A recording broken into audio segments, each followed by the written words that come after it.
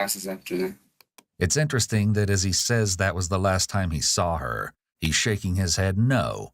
As he says it, he realizes that he made a mistake.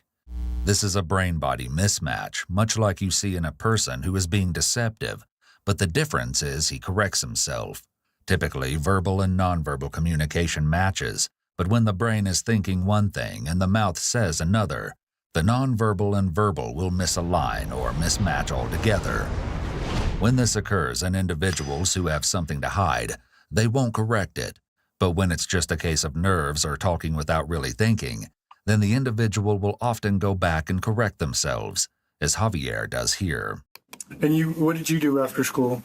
After school, I picked up my brother and then went home right away to go and change. What time was that? Like around 3:40, 3:35. Okay, and then what did you do after that? After that, I went to work. What time did you go to work? Well, I left to work at 3:45. Got there about 3:50, 3:51, and clocked in at 3:55, and I didn't get out till 10. Did you text her or talk to her? Yeah, no, it's because I didn't know something was going on. Okay. No, but yeah, like I was saying, I was working, and I guess Michaela's mom went to my house, and she told my brother, "Have you seen Michaela? Is she with your brother?" And my brother told her, "No, my brother's been working ever since out of school."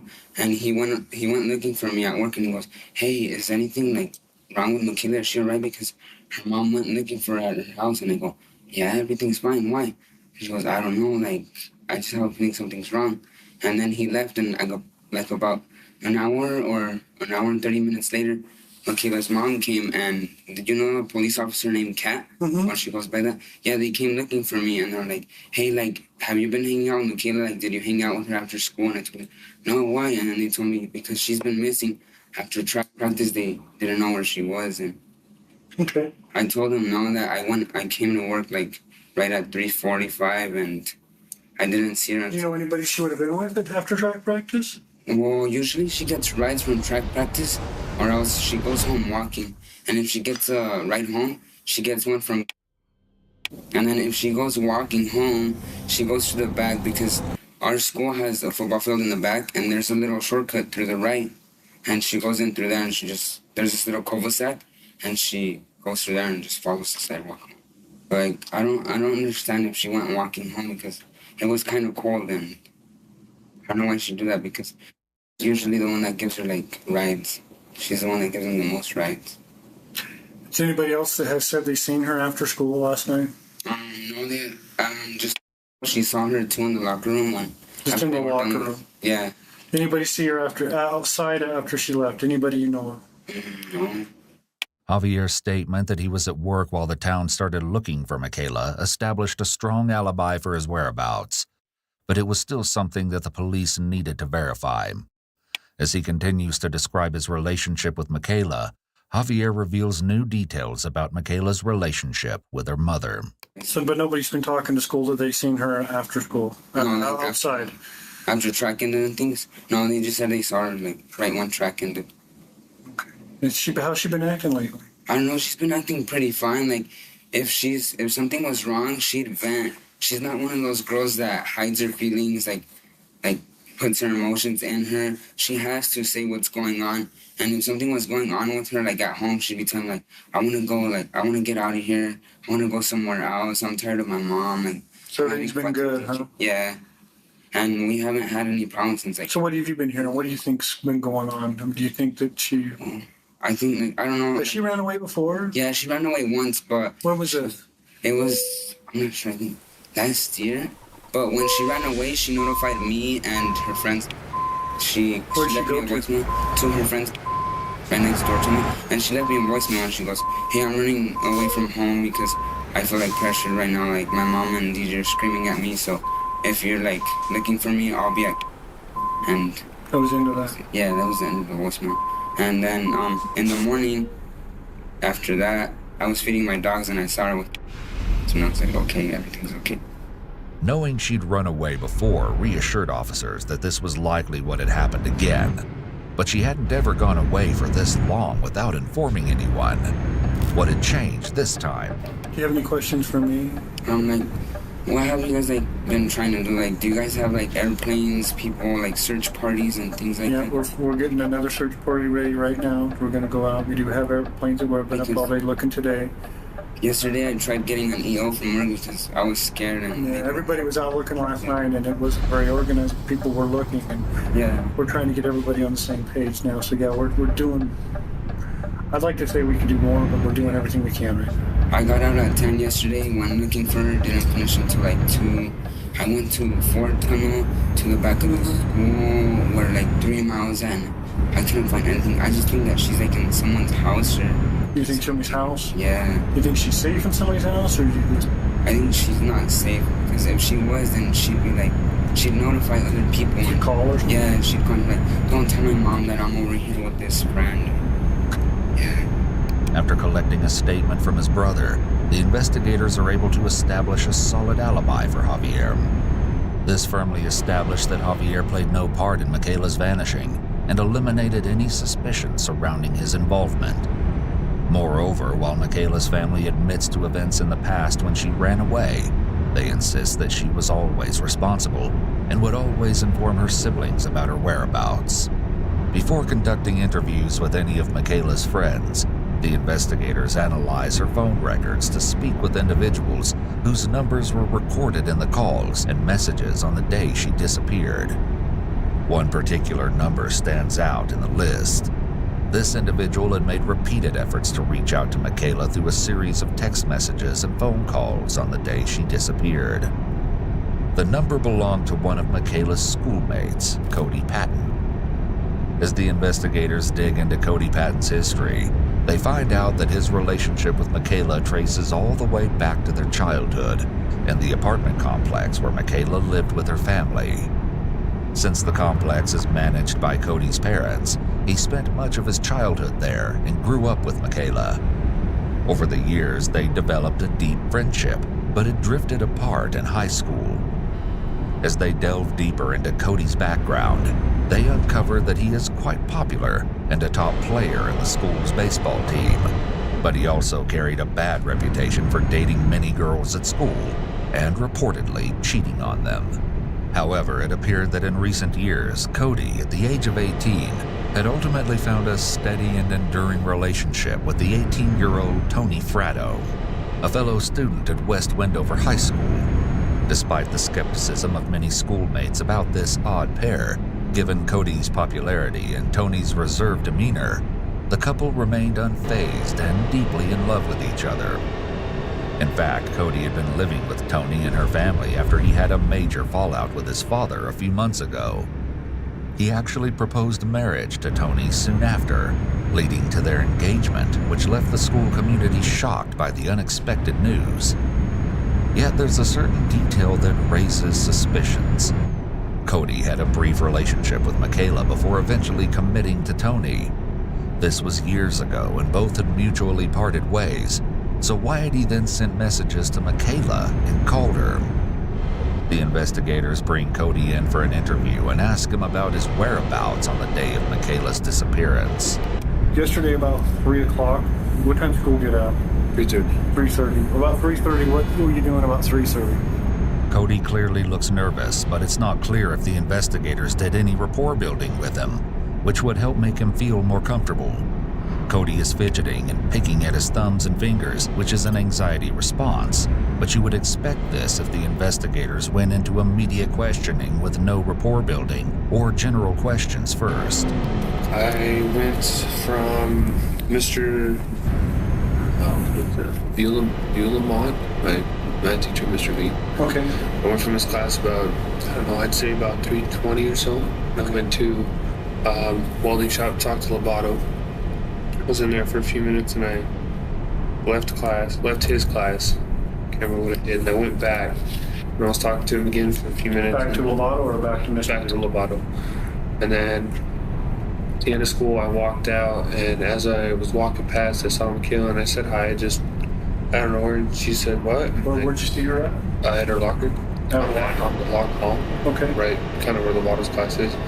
And she goes, what? And I stopped and turned around so she knew I was talking to her, and I said, I'm just saying hi. And then she goes, where were you at? And I pointed, and I said, I was in Lobato's class. She goes, oh, okay. And this is what time, you think?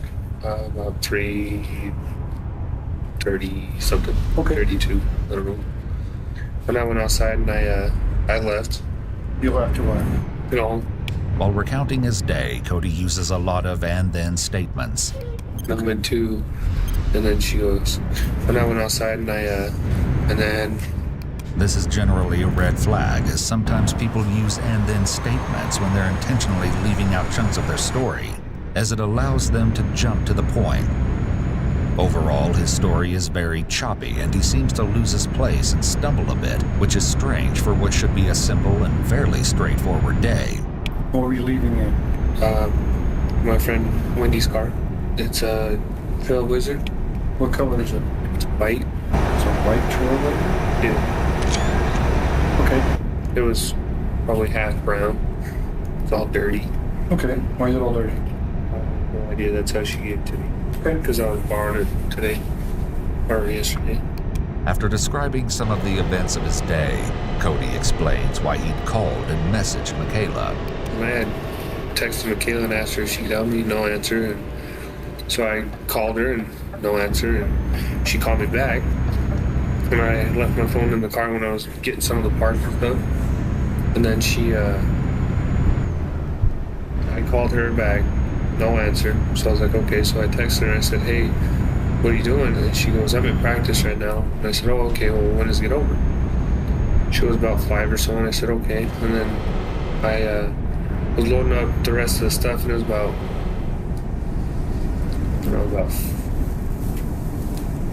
4. There is a really long pause in Cody's recollection here, which is a change in his speech pattern so far, given that he has answered everything else fairly quickly. This will no doubt raise red flags about him searching for the right answer versus the honest one. If he'd taken this long earlier, when it would have been innocuous, then we might just assume he has a memory issue with time. But he didn't. Note the other times Cody takes long pauses. About that time, Michaela called me back, and I called her again because I didn't have my phone. And then she answered, and I said, so can you come help me? And she goes, give me just a second, I just got in the locker room, I'll get ready, and I'll call you back. I said, okay. I don't know how long later, and then she called me back. Was that on a text or for the phone? Phone. Okay. And so she called me back, I don't know how long later, and then I said, can you come help me? And she goes, I can't, I have to go home, I have to go to the to go work out or something at 8:30, and I don't know, and her mom was picking her up at 5. Okay. And I said, okay, no worries. And I asked her if she was okay, because she had a weird tone of voice, kind of like an indifferent, like, I don't know, sad, mad type. And I was like, you all right? She goes, yeah, just fine. I was like, okay, no worries. And I hung up and continued to get stuff done. Cody continues to narrate the rest of his evening, informing the detectives that he picked up Tony from a golf course at 7, and then they got drinks from a McDonald's drive-thru. Soon after, both had been informed by their classmates about Michaela's disappearance, and they joined the search parties immediately. However, Cody reveals one shocking detail that reverses everything that the investigators had found out so far.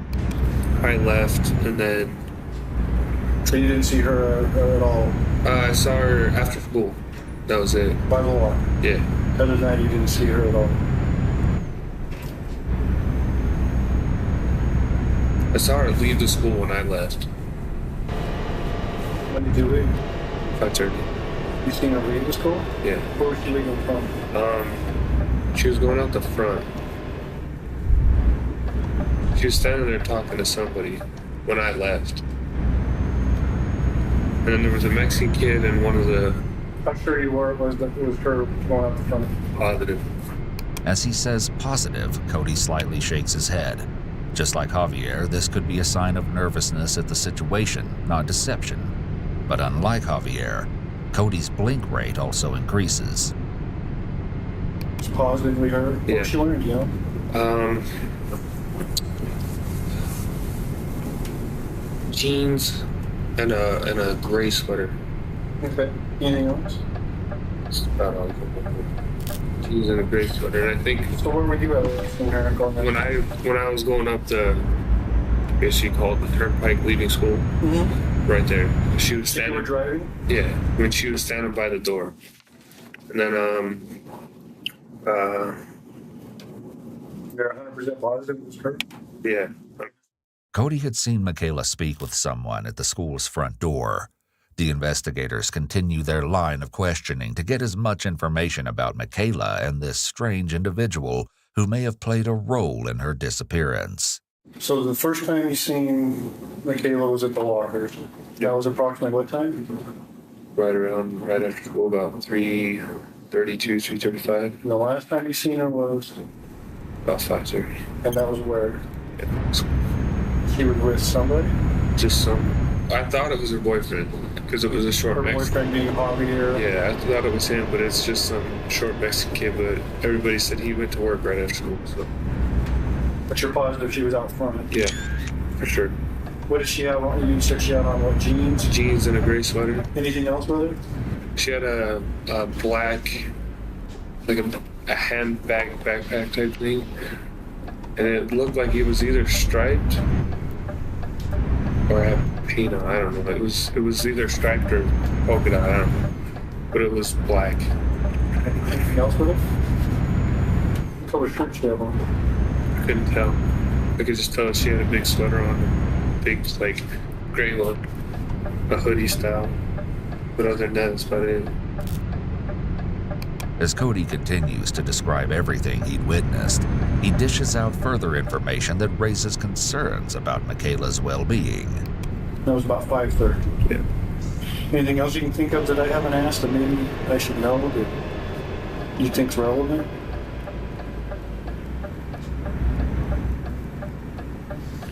A while back, I can't remember exactly how long back. One time she was walking through the hall and she looked like she was pretty upset. She wasn't crying or nothing, but you could, like, her eyes were red and looked like she'd probably been crying or something. As he shares this new detail, Cody shows more signs of his anxiety as he starts to rapidly blink. That day I saw her up where the V is at in our front of our school, where the two walkways are on the left side, talking with her boyfriend and arguing, and then for at least a week they didn't really say nothing to each other, and then at least at school they didn't. And seemed like they're, I guess, tense towards each other. What do you think that was?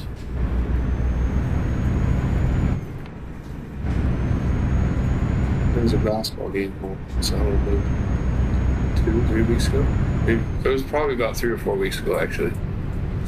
Because I just barely... Your boyfriend might have been... He has something to do with this, is what you're trying to say, or...? No, I just trying to throw, like you said, throw relevant stuff out there. During an interview, investigators pay close attention to how a person behaves, reacts, or responds to questions. They often look for a cluster of behaviors, such as the ones that Cody just displayed by rapidly blinking, swallowing deeply, sniffing, and making a tongue click noise. The click could be due to him having a dry mouth from anxiety, as that's a normal part of the stress response. A cluster of behaviors can consist of multiple actions or responses that, when taken together, suggest a particular state of mind, such as nervousness or anxiety. A cluster often includes a combination of 3 or more signs of deception, such as inconsistent statements, avoidance of certain topics, changes in body language, or other indicators that a person may be withholding information or lying. Nonverbal communication cues like facial expressions, gestures, posture, and eye contact are also considered when assessing a cluster of behaviors. It's important to note that the interpretation of a cluster of behaviors should take into account the specific circumstances, the individual's baseline behavior, and other factors, such as culture and mental health and context. What might be suspicious behavior in one context may be perfectly normal in another. As well, a cluster of behaviors is also not definitive proof of guilt. Instead, it guides investigators in their decision-making process and can be used to develop additional areas of inquiry or obtain additional evidence. Other than that, what do you think? What's your opinion? Honestly, I hope she just got in a fight with her boyfriend or mom or something. It's just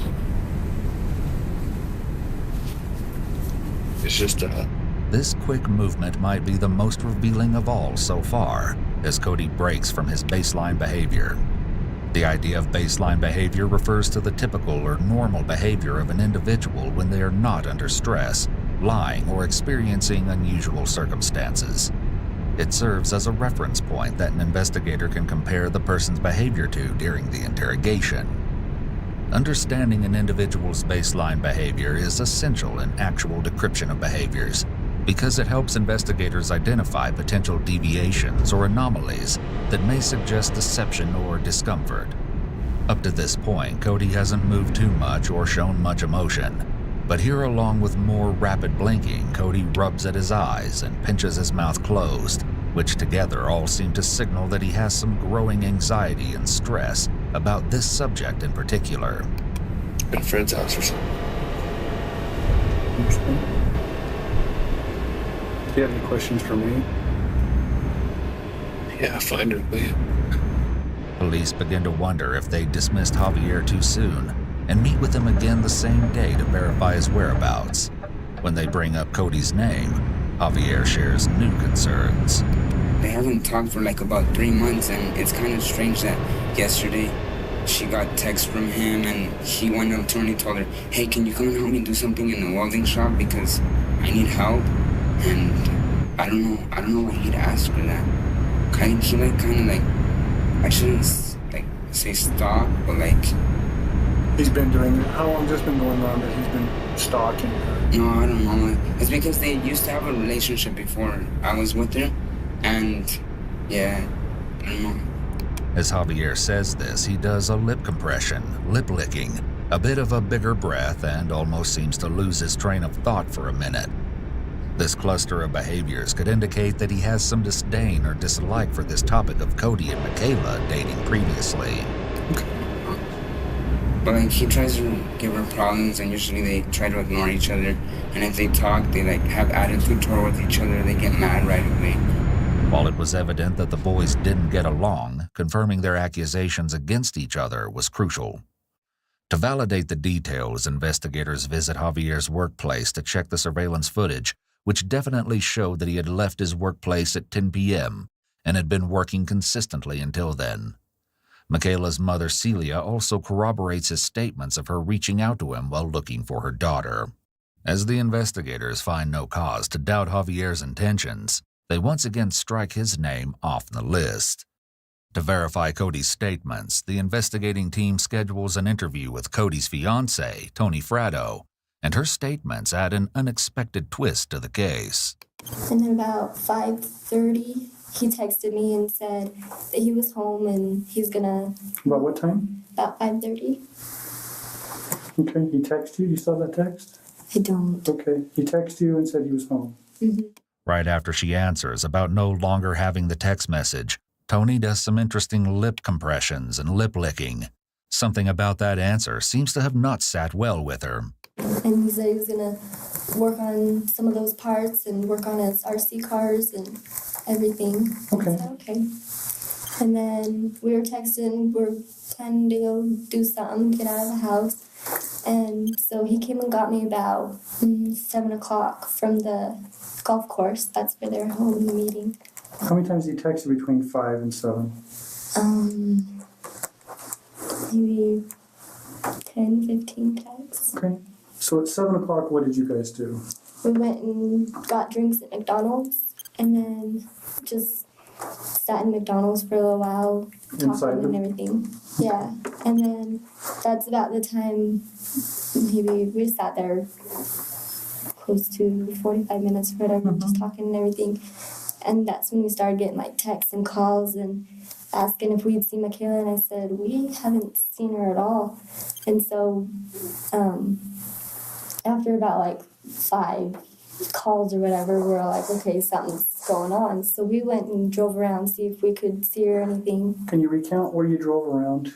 We started over by the school, kind of made our way down to Hanson Storage. Back at the school, Cody was texting, calling somebody. Do you know of? don't know. Did he ask anybody to come help him with anything? I know he was was trying to get a hold of Mickey, but I don't know if she did or not. Cause did he tell you he was trying to get a hold of Mickey? He did tell me that he was trying to get a hold of her, but every time he called or text, she wouldn't reply or didn't answer. What did he want to do? What did he want her with her? I think just to load in the heavy metal or whatever, so she could grab one and he could grab the other. But I don't know if that happened. I don't know. It appears that the way that Tony expresses her inward anxiety is through lip compression and licking. This is a red flag that she's hiding something, or she knows more than she's letting on, especially following her saying, "I don't know." Well, how would you say that you and Mickey get along? We say hi once in a while. We don't really talk. I don't know Mickey very well. Do you really care for her?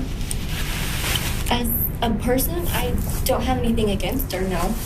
Not only is there an upward inflection in her voice, but Tony avoids answering the question here, while also not outright lying. By saying "as a person," she's completely rephrasing what the detective is saying. She's not admitting that she has a problem with her, but goes around it in a really odd way. The original question was, "Do you care for her?" So Tony has avoided directly saying yes or no. Did her and Cody have a relationship prior to you? I believe so, like a really long time ago. You don't have any like hard feelings towards her? Or if people said you hate her, that's not the case? No, not at all. Even after being asked multiple times, Tony is consistent with the timeline of events. Starting from their visit to McDonald's, their search for Michaela, and the subsequent trip to Cody's cousin's place to return his friend's car. Tony substantiates every detail, including the specific locations they scoured while searching for Michaela. Additional members of the search team also support this account, affirming that they witnessed the couple's efforts to locate the missing teenager within the town.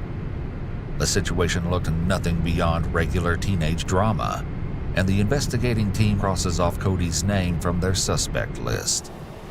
It's now March 5th, 2 days since Michaela's sudden disappearance, and the investigators remain empty-handed, devoid of suspects or fresh leads to propel the case forward. Just then, an unexpected twist changes the entire course of the investigation. A distressing phone call reaches the investigators from an employee working at a local mining company in West Wendover. He recounts seeing a set of tire tracks turning into an otherwise desolate patch of the desert while he drove back to West Wendover. He shares that he had followed the tracks into the desert and saw what looked like blood splattered onto the ground and the rocks. Recognizing the gravity of his discovery, he had now called the police to relay this ominous find. In this never-before-seen eerie video, the police arrive at the desert location and quickly uncover the tire tracks, as well as the blood splatters the caller had reported.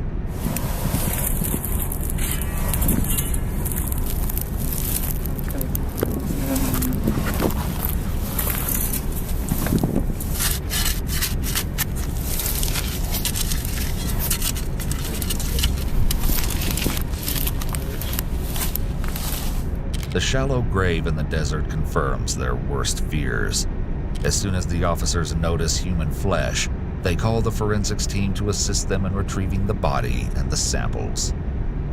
It's Michaela Constanzo. The apparent cause of her death was a profound wound on her throat.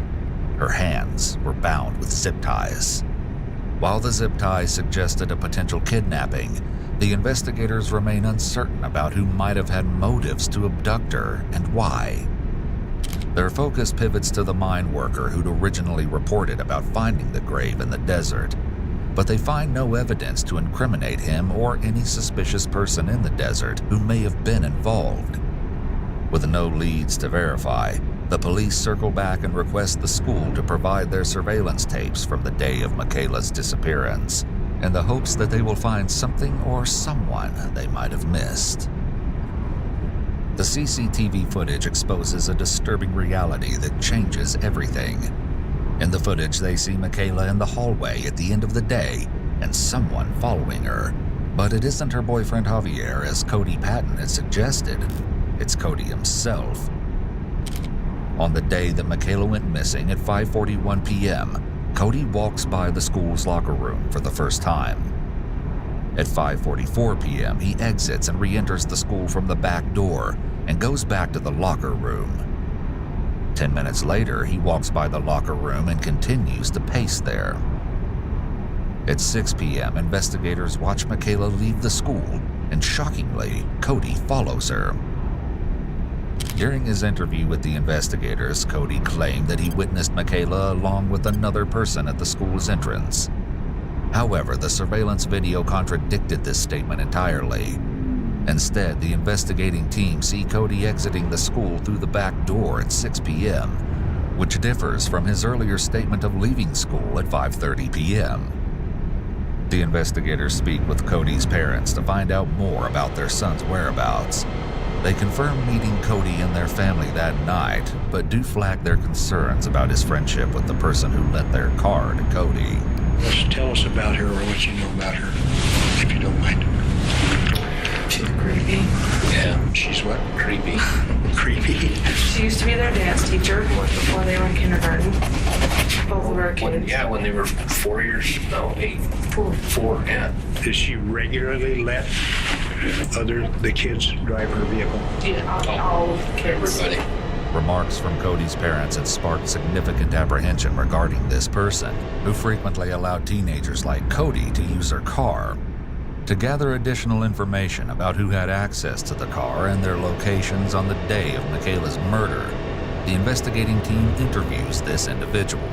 So when was the next time you had contact with Cody, whether it was in person or 8:45. calls or texts or? Texting throughout the day. You know, we were going to go to Metro after school.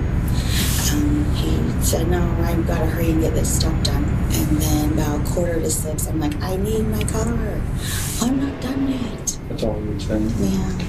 What else do you think you text back and forth? Just hurry, I need my car, you know, nothing. And he didn't seem irritated or anything. It was just normal conversation.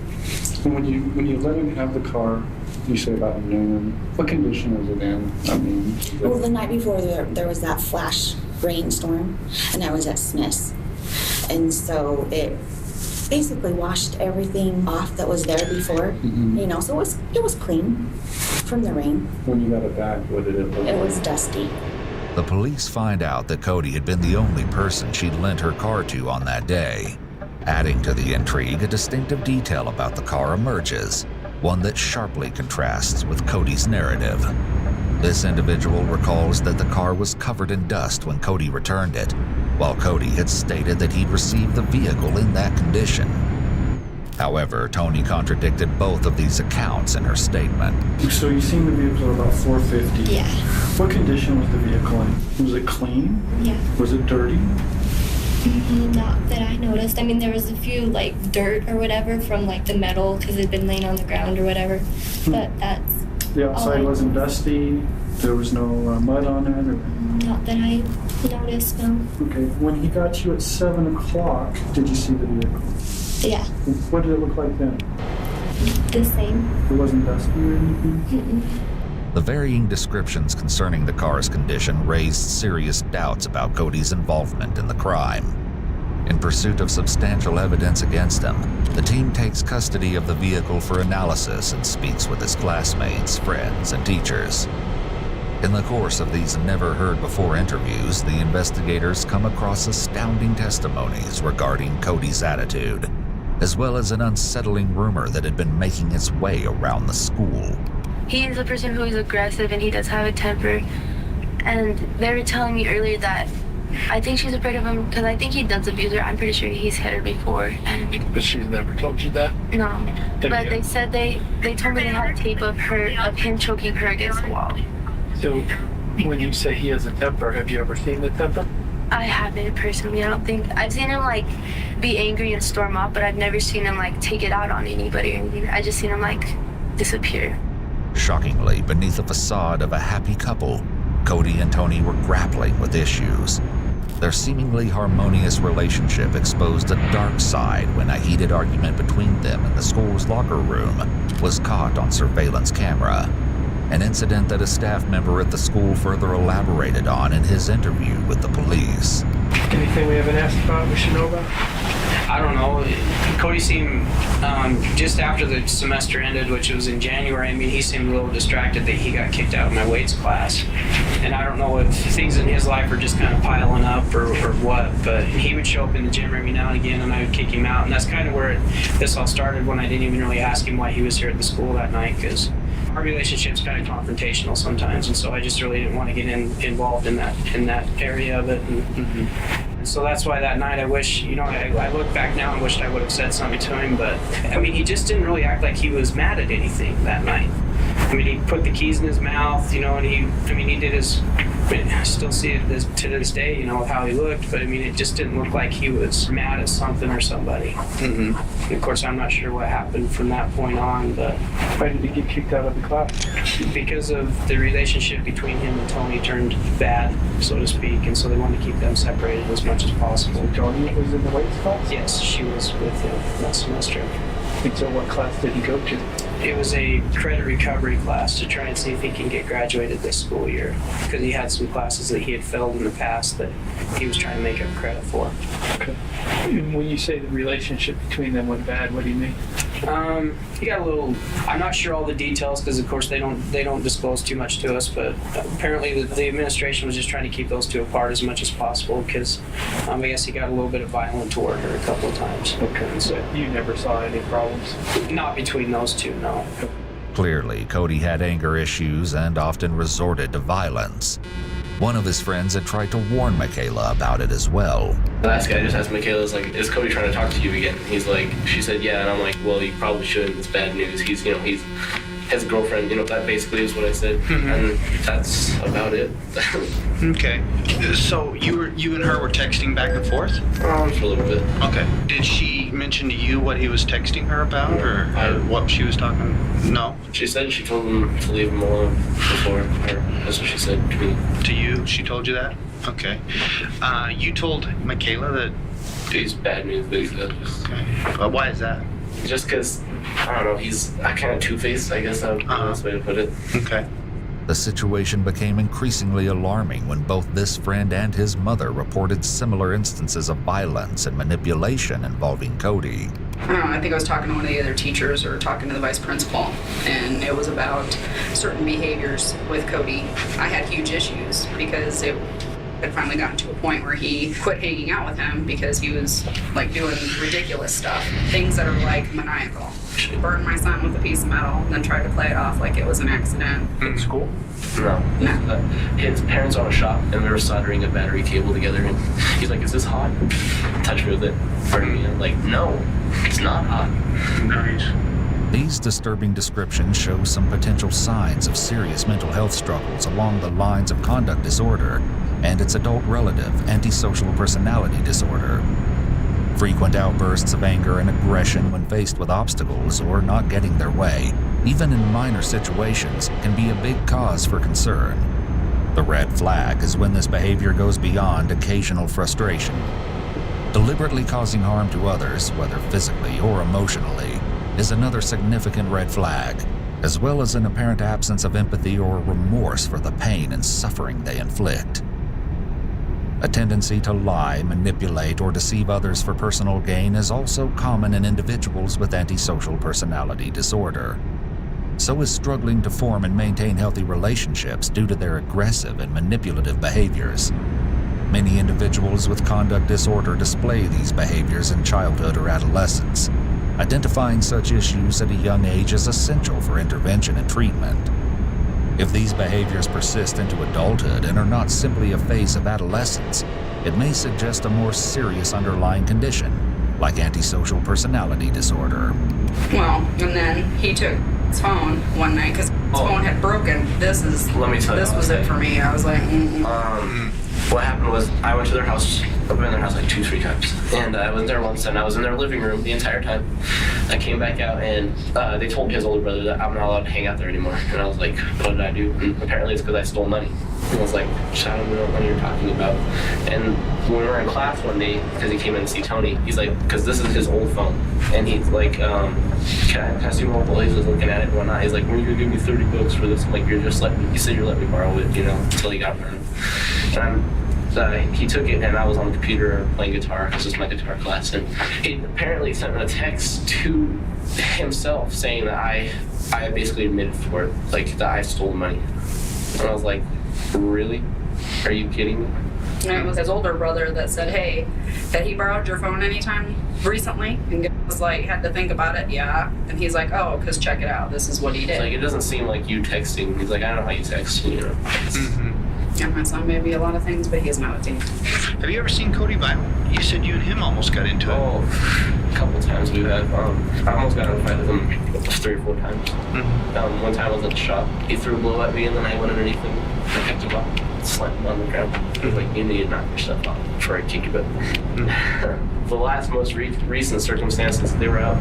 Me and a couple of my buddies were out, and they were all drinking and whatnot. And I was like, I'm not doing this because they're acting ridiculous. I was like, okay, I'm not getting in trouble. Yeah, so I said, I'm walking home, and it was like 10 or 11 at night. And I was like, I'm walking home, and he's like, why are you mad? And he's going off. He's all mad because I'm leaving. And he's getting ready yelling in each other's faces. And I'm like, I'm sick of your crap. And we're sitting there, and then he comes up, he's like, oh, I'm sorry, and he just walks off. The last time, and I was like, I'm not dealing with this crap no more. Because of his controlling and erratic behavior, Cody had lost many friends. But had his anger pushed him to do something unthinkable this time? To find out more about what transpired between Cody and Michaela and how their relationship changed after they broke up, the investigators talked to her best friend. You were at track practice with her on the 3rd? Okay. Was anything unusual going on? The only thing Michaela was talking about was she had her phone with her, and she was saying that Cody hadn't been texting her advice. It was weird. Why was it weird? Because they usually don't talk because they don't really like each other. Was she bothered by these texts all of a sudden? She just seemed just annoyed by it, like you want to bother her at all. What about Cody? Do you know him very well? Okay. Did he ever talk about Michaela? Tell me how annoying she was. Her voice just annoys me and stuff like that. Contrary to the impression Cody had given to the investigators during his interview, the reality was quite different regarding his relationship with Michaela. Both could not stand each other and were hardly cordial. Adding to this, the friend also disclosed a concerning offer that Cody made to Michaela on the day she mysteriously disappeared. Do you know what she meant by randomly texted her out of nowhere? Because her and Cody don't text, they don't even talk to each other. Okay, so it was real unusual to be getting texts from Cody. Okay. Why didn't she have a ride that day? Well, she didn't ask for a ride, but normally that's why I stay, is so that she can get a ride home. Given their history, it was strange for Cody to reach out to Michaela for help. Why had he offered her a ride back home? The investigating team interviewed Michaela's boyfriend Javier again to find out if he knew anything about the messages or the reason behind Cody's sudden change in behavior. What about Cody? I don't know, that was the first time she talked. Well, he started bothering her in 2 months. Okay. You say bothering her 2 months prior. What was going on? He would annoy her and try to talk to her and say hi and text her and stuff, and she'd tell him leave me alone. I don't want you in my life. I'm done with you. And I guess he didn't get it. And after she told him that, he stopped texting her, trying to talk to her for 2 or 3 months, and after that this happened. Did she tell you about those times, or did you see the texts? No, she would tell me that she was annoying and that he would bother her. She didn't feel comfortable. How come? Do you know? Well, I guess it's because they were dating back in 8th grade or so, and I don't know, he hurt her, he broke her heart. So, did you see any of the texts that Cody sent to her? No, she didn't hear anything. Okay. She would just tell me that he would go and visit her, knock on the door at her house and just to say hi. Try to talk to her. She would do her. This is a clear red flag and sounds like obsessive and stalking behavior. In his attempt to mislead the investigation, Cody had deviously fabricated an elaborate lie by pointing towards Javier as a potential suspect in his interview. He had also pretended to show concern for Michaela by building false narratives about seeing her distressed and isolated on campus. Javier's interview also exposes a shocking truth. Tony wasn't the first girl Cody had allegedly assaulted. Did she ever tell you if Cody ever hurt her physically? No, she was talking about this one time in 8th grade when we were dating. She was talking with some of Cody's friends, and like I guess they were out in front of the house or something. And I guess he got jealous or something, and he had this little knife. Or I guess he accidentally cut her on her left shoulder or something. About that? She was telling me. Oh, she told you that? When did that happen? In 8th grade. I'm not sure if it was because she was talking to his friends, or if it was an accident. You know if she told anybody else about that? No, I'm not sure. The police's doubts are confirmed with the arrival of the car analysis reports that suggest that the tire tracks and the dust on the car that Cody drove perfectly matched the desert where Michaela's body was found. But what rattles the investigators is the deeply unsettling revelation from the DNA samples, which confirmed that Michaela had been in that car on the day she'd been murdered. Armed with this array of compelling evidence, the police set up an interview with Cody to confront his web of lies. You told us that you thought that the boy she was with at 5:30 was her boyfriend. Correct. You gave us a description. However, it's not the same description that you told us, Javier, when you saw her at lunch. They don't match. No, I thought so. But you didn't say you thought that this boy was her boyfriend because he was wearing the same clothes that he was wearing at lunch. You didn't bother to tell us that. The story's not making sense there. That doesn't make sense. What do you mean? What do you mean? If you know him, you know him. Yeah. I mean, it'd be pretty easy. But he was facing that way. As he continues to lie, officers confront him with Michaela's phone records. She didn't call you twice. Mickey did call you twice. That's what I recall. No. You sent more than 2 text messages to her. That's what I recall, no. You sent probably 2 or 3. 5 or 6. Okay. Okay? That wasn't mud on Wendy's car. That was dust. Okay, so what are you getting at? What I'm getting at is you're not being totally truthful with us. Yes, I am. No, you're not. I'm showing you some inconsistencies based upon your own statement and physical evidence that we have found. Okay, you're not being totally truthful with us. Probably puddle this. No, that wasn't mud. I'm telling you. It's dust. It's dust on that back bumper. It's dust on the side of that truck. It's not mud. Okay. Okay? I don't know what to say. Cody continues to play innocent and feign ignorance.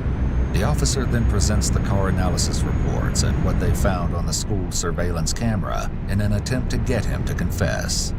We found tire impressions at the scene. They match the avalanche's tires, or trailblazer, I'm sorry. Okay. It shows the width is the same, the wheelbase is the same, tire pattern is the same. That trailblazer took her to that scene. So you're saying I did? It's interesting that he's not getting upset here. An innocent person would be in disbelief or feel anger over being falsely accused of killing someone. Cody's response is much more in line with someone who is guilty. Remember, for a guilty person, it's important that the police like them, because people are more likely to believe someone that they like over someone they dislike. While an innocent person can afford to be angry and emotional when wrongly accused, a guilty person needs to keep their cool so they can still try to look good to others and continue to talk their way out of the liar's loop. It's much harder to remain likable and convincing if they allow themselves to get angry or too upset. I think maybe you're not telling us the truth about what happened. I'm telling you what the physical evidence is showing us. All of it's pointing to you, okay? Now, the issue we have is the scenario of what happened with her. And I'll be frank with you, it doesn't look good. What do you mean? Well, I'll tell you, the video from the school indicates to us that you were waiting for her, okay? Waiting for her to get done with traffic, okay? I wasn't.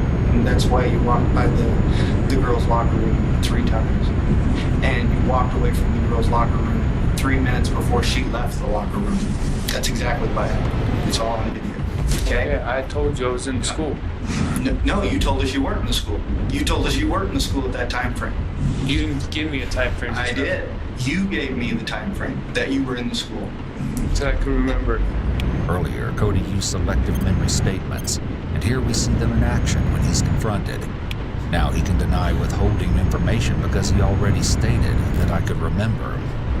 I mean, let's say you sit here with someone with a gun to your head. It's like, try and remember everything. Listen to me. You have given more than enough detail right up until 5 o'clock and right after 7 o'clock. But between 5 and 7, you've got a serious lag of detail. And I think I know why. Because that was the time she disappeared. And that was the time she died. And you were involved. I wasn't involved in your death. I know you were now. Okay? How do you know I was now? Because you basically told us you were. Now this looks really bad for you, but I think we can get past this if you would just explain to us what happened. I did not touch Michaela. Listen, we know you have before. Have before what? We got witnesses. Witnesses saying what? Well, about you grabbing her and choking her and choking Tony. We know you do that. We know you have some anger issues. Me and Tony's issues are different. Yeah. Don't sit here and try to play on me and stuff. I'm not it's not playing working. on you. I'm telling you the truth. Well, you're trying to twist my past to make it fit the scenario. I'm not twisting anything. Listen, you can either tell us what happened and be truthful with us, or we're just going to have to go with what we got, okay? And I don't want to do that because it's going to make you look very bad right now, okay? I need you to be truthful with me. All these mistruths, all these untruthful statements, they are, okay? You have been intentionally vague about several details, or they're completely false statements. I haven't falsified anything. You did. Okay. I haven't. You're not me. I have not falsified anything. But you did. Okay. That wasn't mud on that truck. It was dust. Dust that matches out at the gravel pit. Okay. Overwhelmed by the undeniable evidence arrayed against him, Cody eventually buckles and changes his statement about his last meeting with Michaela and makes a shocking revelation. Tell us. We turn it off and I'll tell you two things about me and her. It's nothing that probably has anything to do with it. It's personal. I understand that, okay? And I understand it might be embarrassing to you or it might be very intimate to you, but we can't, okay? Because we have to be accurate here. Because if we turn it off and then we say you said something, the judge is going to go, well, why'd you turn it off? Unless you were going to lie to us about what happened. You know? The reason I started talking to Michaela is she told me at lunch today at school that she just wanted to start talking again. That's what all her phone calls and stuff for. And she said she wanted to ride home. And I said, okay, fine. So I gave her a ride home. I loaded what was left of my parts into the car and gave her a ride to the house. And I dropped her off and I went home. And she was texting me and I texted her back and she said she wanted to hang out. I said, okay. So I went down and I left the car at my house and I just walked down there and we were talking and then I went back home because her mom had called her or something and was wondering where she was at and she didn't want her mom to know that we were talking again and her boyfriend to find out. I didn't want to cause anything to Tony. I mean, I'd never cheated. I just was talking to her. And she said she wanted to go out driving around. So we went out to the gravel pit and she started arguing with me and stuff. And she would just let me out. And I let her out and just one other truck out there, that was it. And I turned around and left.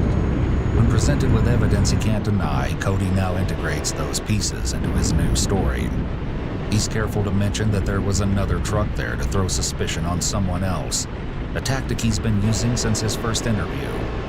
Guilty people will often keep volunteering information to look extra helpful or honest, and to give the police another suspect other than themselves to look at.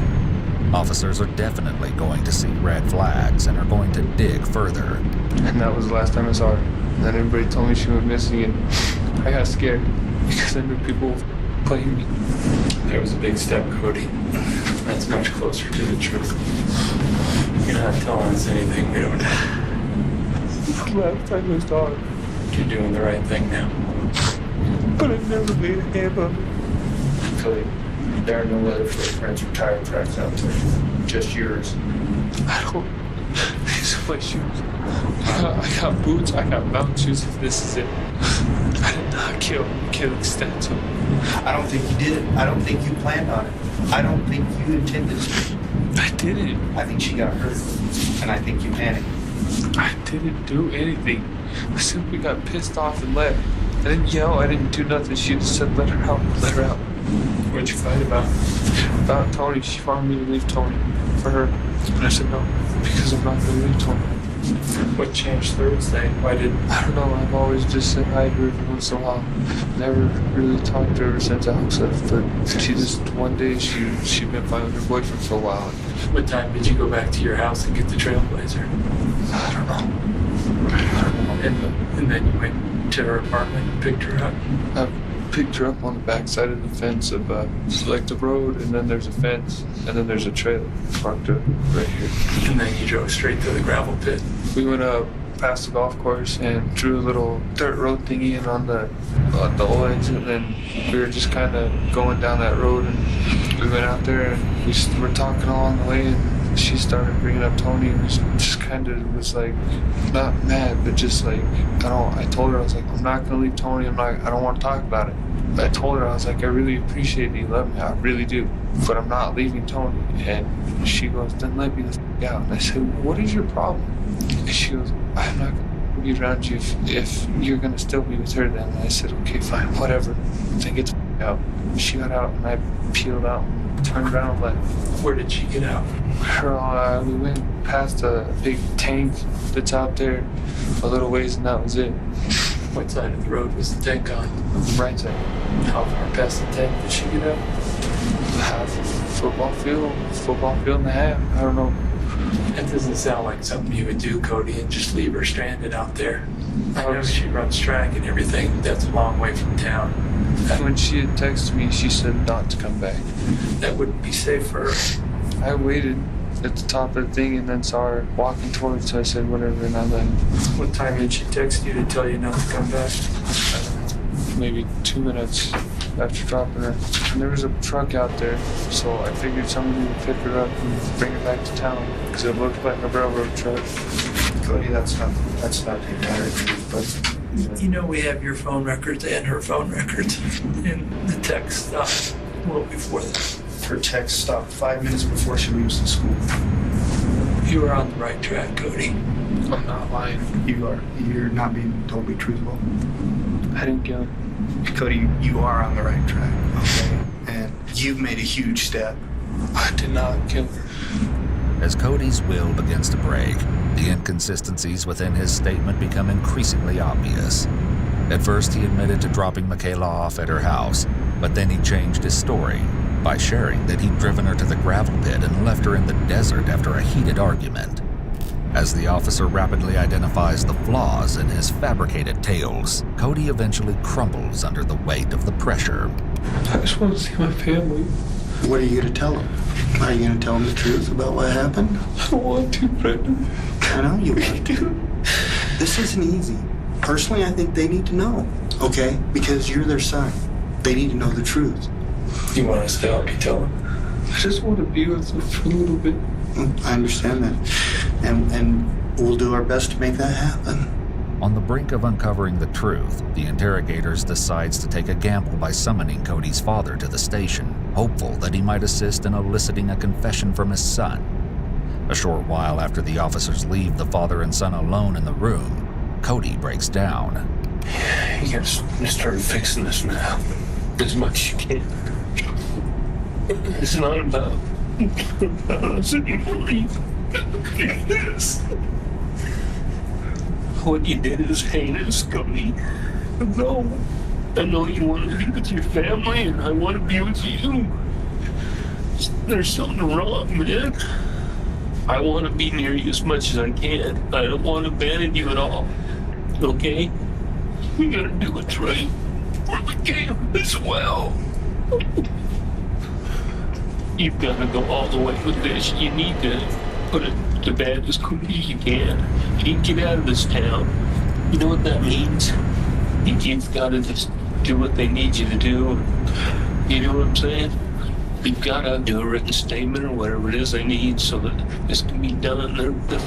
Right now, we are getting our answers. They need their answers. The family needs their answers. I don't want this thing to happen to you guys, Cody. But you know what I'm saying? Nothing's gonna happen to us tonight. I mean, Jesus Christ. This is it, man. This community can't do anything else to me. We have to fix that. Do you understand that? You did something that you've got to think about it. I know. In his confession, Cody reveals the horrifying details of what had really transpired that night. There's something not quite right with his story, though the truth would eventually come to light. All right, Cody. You know, I know you told your dad a lot of what happened. To the question we've been asking. Tell us what happened. Leaving from driving out there, she started bringing up about how we should get together and all this stuff. And I said, I'm not going to leave Tony. She started getting upset. And I started getting upset too. I said, it's not going to happen. Stop asking. And then she said, stop the car. And we got out. And I said, what the hell are you doing?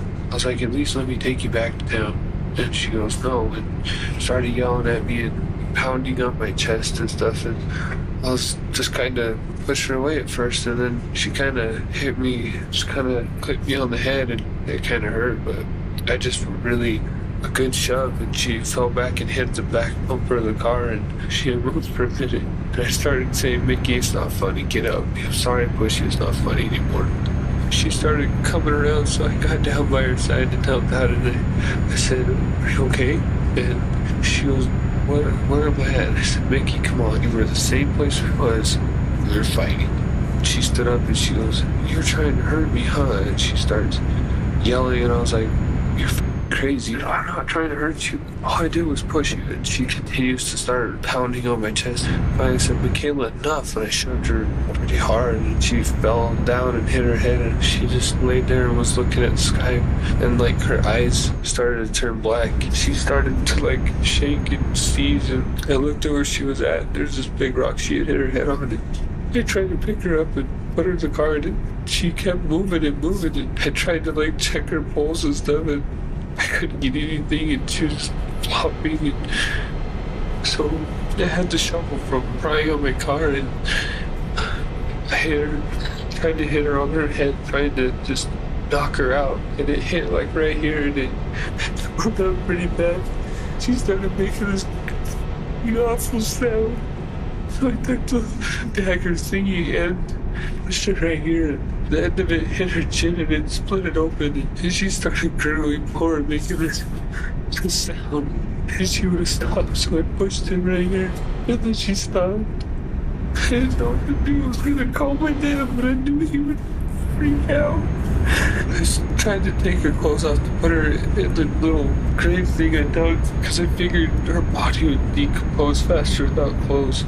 So I covered her up and took the clothes over in the gravel pit area and burned them, and I couldn't get the pants undone, and I didn't want to disrespect her, so I put her sweater over her. This is an interesting line he's drawing here. He claims he didn't want to disrespect her, but has just killed her. It's clear he's trying to paint himself in a better light, but it's not working. I panicked. I just covered it up really quick and put bushes over it and left. I sat there for like 2 hours before I went and got Tony. I'm crying my brains out. I was so scared. So I just calmed down and cleaned myself up and wiped the shovel off in the dirt. Even while recounting what he did to Michaela, Cody talks about how scared he was. He only places emphasis on himself. He doesn't feel bad that he just brutally ended someone's life and left her in the desert. He doesn't express remorse for doing this. He's just scared for himself. This is classic self-centered thinking associated with antisocial personality disorder. I went and got Tony, and she asked what was wrong, and I said nothing. We went and got food, then we went to my cousin's. Now, you said you cut her on the neck? Yes, sir. And that was with the shovel? Yeah. I think it looks like that. The blade part? Yeah, I tried to go like that, and it didn't work, and that's when I pulled the... It's an E-tool, an entrenching tool, a military shovel. And when you fold it in half, it's got like a pokey spike on the opposite end of the blade. Yeah, shovel. I just went like that. Shovel blade. And that's when it like made this pop sound, and that's when she really made a horrible sound that I can't get out of my head. My dad said they're crying. It sounded the exact same. They're going to be sick. Cody's chilling admission of Michaela's cold-blooded murder leaves everyone stunned into silence. However, even with his confession, the detectives identify that certain aspects of his story seem out of place. How'd the zip tie get on her arm? What happened there? I was just gonna zip tie her up and try to put her in the car and take her out to the dump and just dump her out there, but I couldn't do it. I couldn't bring myself to do it. I just put it on and I just sat there. I screamed. So angry and so sad. I didn't know what to do. I sat there. I was like holding this up. I said, why didn't you just listen to me? You said you tried to take her clothes off, but her sweatshirt was still on her. And I noticed the sleeves, the little bands, was still on her wrist. How'd you try and get her clothes off? Did you try to The cut end them of the off? shovel, it's got a serrated edge on it. And I was trying to cut it with that, and it kept getting caught, so I just cut it, and then I pulled it. She was sitting on her arms, and I just was trying to pull them, and then when it tore one of them, I just panicked, and I just started like that, trying to cut them. He said he started the fire and I just burned her shirts. anything else?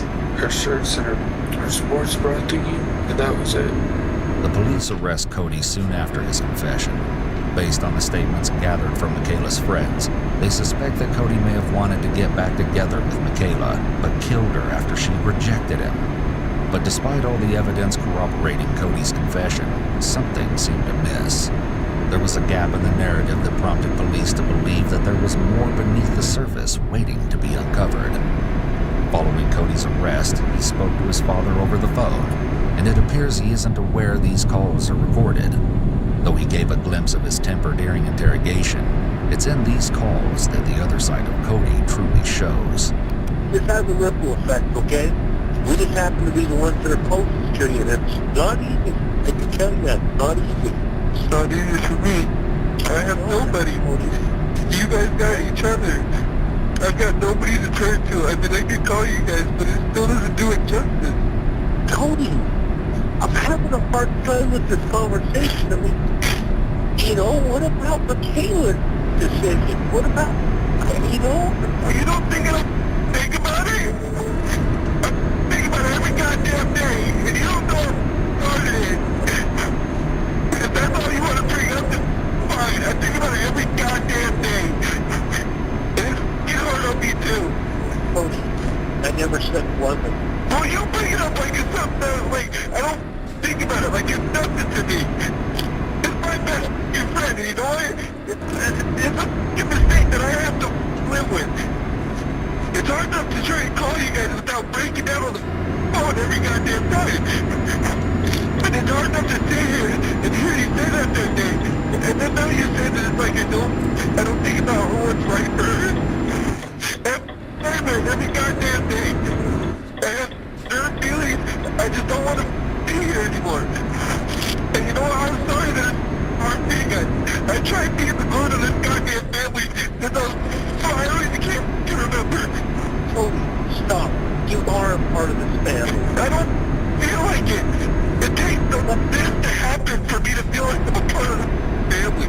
Well, you never take the goddamn time to sit down and ask me how I feel. But all I wanted to do was sit there and feel like I love you for you and you love me. I'm sorry, Joe. It's not your fault. We all do our part. Still, I love you guys. And I'll call you later tonight when everything's calmed down. I love you guys. I'm sorry. It's okay. I love you guys. I'll call you tonight. Cody also spoke to Tony, giving us an interesting look into the dynamics of their relationship. Hey, pick up your mom. She was picking out. It was supposed to come on the floor. Protect yourself every day of me, no matter what happens. Me too. Why does it seem like you have an attitude or something? I'm not. Well, then talk to me. I can't. It doesn't matter anymore. It's all public information. The news, everybody was there. Are you gonna talk to me or not? Because if not, I'm just gonna hang up and stop wasting my goddamn time. You so upset. How am I supposed to not be upset? He's gone. Talk to me. Let's say it. Maybe you can say, oh, you know what, this might be the last time I talk to you. Thank you for everything. I love you, I'm glad you pushed me through my life and got me this far. Anything, not just be strong. I do appreciate everything. The investigators' hunch about there being more to this twisted story is finally confirmed 3 weeks after Cody's arrest, when Tony meets with his attorney and makes a shocking request. Can I ask a question real quick? Will you guys be able to represent me? Depending on what you're going to do, we may not be able to. If you look at conflict with code, if you are not able to represent you, we will be able to counsel for you. The question is, why is Tony looking into getting legal counsel? You'll recall that Cody didn't mention her having anything to do with what happened to Michaela. Yet Tony has been hiding something. It seems she doesn't realize her conversation with the attorney is being recorded. What happened? What caused you to leave? He got in text saying that he had her and she wanted to talk, but he wanted me with her. Okay. You got a text from who? To the text from Cody? That he had her and that he would like me to come with. Okay. So he had her. Who did he have? Michaela. And had you talked about that earlier? No. What did you think he meant by he had her? Well, because I knew they wanted to talk, but I didn't know for sure when about what exactly. What do you think he might want to have talked to Michaela about? She wanted to get back together with him and everything, but he didn't seem like he had an interest in her and he didn't want that. Okay. And he wanted you to come along? Yes. So what happened after you got the text? I told him where I was and to go ahead and come get me and I would go with them. Okay. So what happened then after you told him that? He came and got me and we went straight out to the gravel pit where she died. Okay. When he came and got you, who was in the car? Him and Michaela. Who was Michaela sitting? In the back. And where did you sit? In the front seat.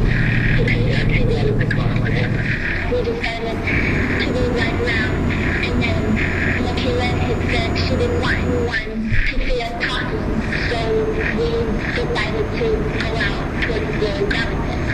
Whose idea was it to go to the gravel pit? And it was kind of a group effort because we kept talking about where do you want to go or whatever. We decided to try to head out that way to get out of town. What was the emotion at that time? Was anybody mad at anybody? Did people friendly? What was the emotion? It was kind of tense because she was a little bit upset, but we were just trying to talk to her and everything and let her know that we didn't want to cause any problems or have any problems. We wanted to work everything out. Okay. And what was it that you had to work out? Having Cody let her know that he didn't want anything to do with her, like with the relationship. Okay. So what happened then? We kind of went out, we were driving around out by the gravel pit, and she got really upset and told us to let her out. What did she get upset about? She just kept saying, well, I'm tired of your BS and everything, and so we didn't want her to be more upset, so we did as she asked, got the car, and she got out. Cody had got out to talk to her for just a second, and I kind of saw her, like, yelling at him and everything, and, like, pushing him and everything, and then I looked away just for, like, a split second, and then heard, like, a loud thud on the car, so I just got out to see what happened. The attorneys continued to listen, utterly absorbed in shock, while Tony accidentally implicates herself in the crime. What did you shoot him? Michaela was on her lap, and then I had asked Cody what happened, and he just said that she kept pushing me and everything, so I kind of pushed her off to get her off of me, and she walked it off or tripped on me, I can't remember exactly, and hit her face on the car. Did you look at it? A little bit. What did you see? Just that she was on the ground, and she wasn't really moving at that point. Did you tell her you were bleeding? I couldn't really tell at that point. I was just kind of freaking out, and everything from there on out was kind of a blur to me. So what was from there on out? I remember not moving or anything. Like, we're freaking out. We didn't know what to do. And I got out the shovel and started bleeding with her. And then it kind of went downhill from there. I wasn't really thinking. And so we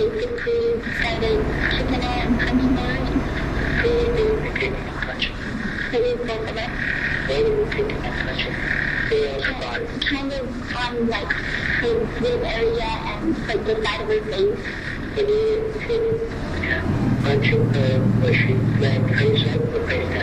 She was kind of laying down, kind of trying to kind of get up and everything, but she was really concerned of what was going on. She was trying to sit up? At that point, she kind of was. And then I remember taking a shovel and hitting her. Where did you hit her? On her body with the shovel? Kind of in the back area. Did you hit her in the front part of the shovel? Or the edge part of the shovel? I believe the back. At that point, she was just kind of laying there and she wasn't moving. And so we moved her to the grave. We were kind of standing there deciding what we would do. But I remember like putting down her legs and he would slit her throat. He would like cut her throat. Who cut her throat? It was both of us. You heard that right.